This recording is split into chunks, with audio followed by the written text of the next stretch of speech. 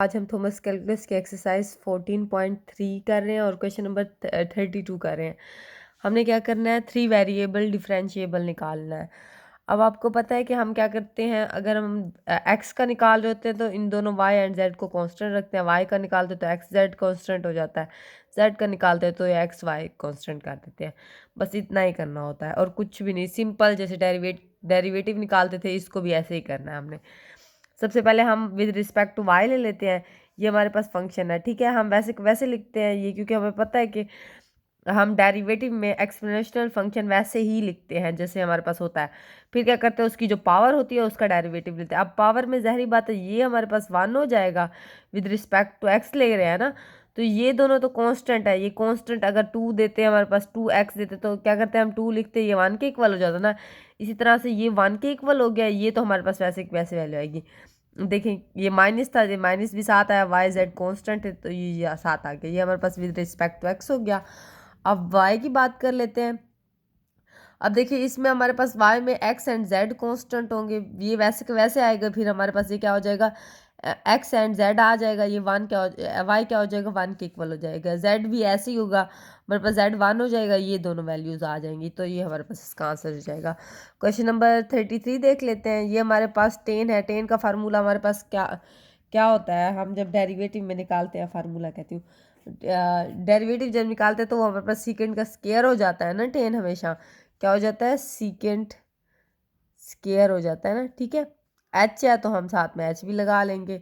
अब सबसे पहले क्या करना है, हमने ये सारी वैल्यू वैसे रख देनी है। अब विद रिस्पेक्ट टू एक्स ले रहे हैं तो जहरी बात है एक्स 1 होगा, बाकी 0 होंगे, कांस्टेंट है ना, प्लस की वजह से 0 हो जाएंगे।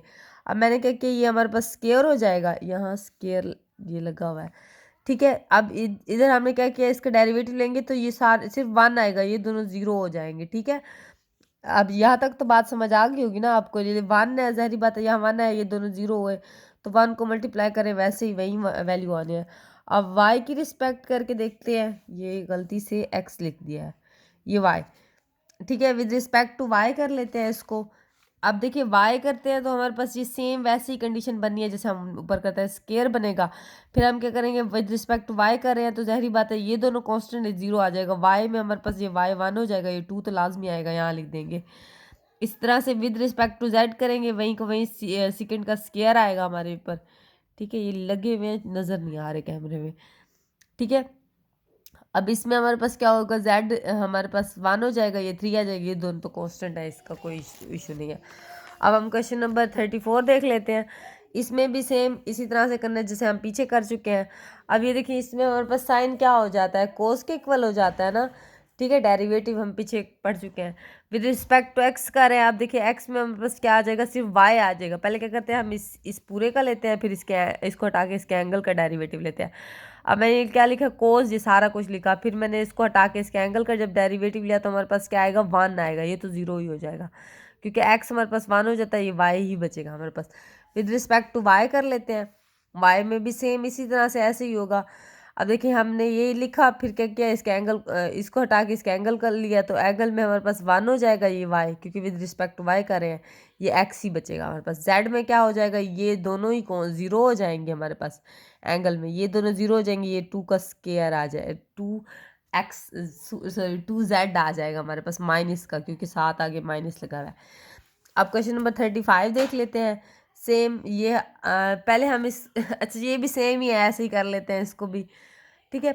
अब इसमें हमारे पास क्या है, पहले हमारे पास वो चेंजिंग थी एक्स वाई जेड की थी, इसमें अब टी एंड अल्फा दे दिया। अब कुछ भी फ़र्क नहीं पड़ना, करना तो वैसे ही है हमने ऐसे। अब ये हम क्या करते हैं, डिफरेंशियल एफ ओवर टी कर देंगे। अब देखिए, हमारे पास सेम वैसे ही ये माइनस हो जाएगा, इसके एंगल का डेरिवेटिव लेंगे तो ज़ाहिर बात है विद रिस्पेक्ट टू टी कर रहे हैं तो यहाँ टी आएगा, ये 0 हो जाएगा, ये 2 पाई आ जाएगा, टी तो 1 हो जाएगा। अब विद रिस्पेक्ट टू टी कर लेते हैं। अब विद रिस्पेक्ट टू टी कर रहे हैं तो हमारे पास सॉरी, ये तो वही चीज़ है, विद रिस्पेक्ट टू टी तो कर लिया था, विद रिस्पेक्ट टू अल्फा करते हैं तो ये माइनस साइन एक्स हो जाएगा, ये क्या हो जाएगा। अब ज़ाहिर बात है एंगल का जब लेंगे ये तो 0 हो जाएगा, ये -1 आ जाएगा ना, क्योंकि ये तो कांस्टेंट है ना, अल्फा की बेस पे कर रहे हैं। अब देखते हैं, क्वेश्चन नंबर आगे कर लेते हैं। अब ये भी हमारे पास सेम इसी तरह से है जैसे हम करते आ रहे हैं। ये देखते हैं कि ये क्वेश्चन कहाँ तक जा रहे हैं। मैंने तो काफ़ी सारे कर लिए हैं, देखते हैं। उसी के मुताबिक ही करते हैं। 38 तक करवाती हूँ मैं आपको, फिर 39 से आगे स्टार्ट बाद में करेंगे। ठीक है, अब देखिए इसमें हम देख लेते हैं, ये हमारे पास दिया गया फंक्शन। ठीक है, इसमें अब हमने क्या करना है, हमारे पास दो चीज़ें आ रही हैं, प्रोडक्ट रूल लगेगा। ठीक है, अब रिस्पेक्ट टू यू कर रहे हैं तो हमारे पास ज़ाहिर बात है यू यहाँ भी मौजूद है। ठीक है, हमने क्या करना है, प्रोडक्ट रूल यूज़ करना है। मैंने ये वी वैसे लिख दिया, ये फिर हमने ज़ाहिर बात है इसका डेरिवेटिव लेते हैं, इसका डेरिवेटिव मैंने डायरेक्ट ले लिया। यू क्या हो जाएगा, 1 के इक्वल हो जाएगा, मैंने क्या लिखा 2v लिख दिया है। प्लस फिर हमारे पास ये वैसी वैल्यू आएगी, इसका फिर वो डेरिवेटिव लेंगे, विद रिस्पेक्ट टू यू ले रहे हैं तो ये 0 हो जाएगा ऑटोमेटिक।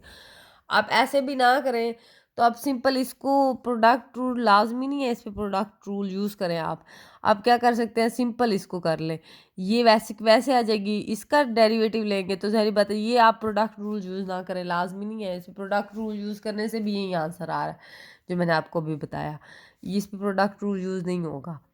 ठीक है, अच्छा अब इस बेस पे इधर भी सेम ही ऐसे ही होगा, आपको पता है विद रिस्पेक्ट टू वी करेंगे तो हमारे पास ये आंसर निकल आएगा। अब विद 37 देख लेते हैं, ये भी सेम इसी तरह है, पी से देखेंगे तो हमारे पास क्या निकलेगी, पी 1 हो जाएगा, ये दोनों वैल्यू बच जाएंगे, हमारे पास क्या हो जाएगा। अब पी अल्फा से वो देखते हैं, ये थीटा से देखते हैं, अब ये हमारे पास क्या हो जाएगा, ये दोनों वैल्यू वैसे की वैसे रहेंगी, ये कोस हो जाएगा बस, क्योंकि ये हमारे पास कांस्टेंट है, कांस्टेंट तो वैसे ही लिखी जाती हैं, अंडर मल्टीप्लिकेशन में देखते हैं। अब थीटा में देख लेते हैं, थीटा हमारे पास ये दोनों वैसे की वैसे आएंगी, ये हमारे पास माइनस साइन हो जाएगा। ठीक है, अब इस क्वेश्चन को देख लेते हैं, ये भी सेम इसी तरह से होगा जैसे हम पीछे कर चुके हैं।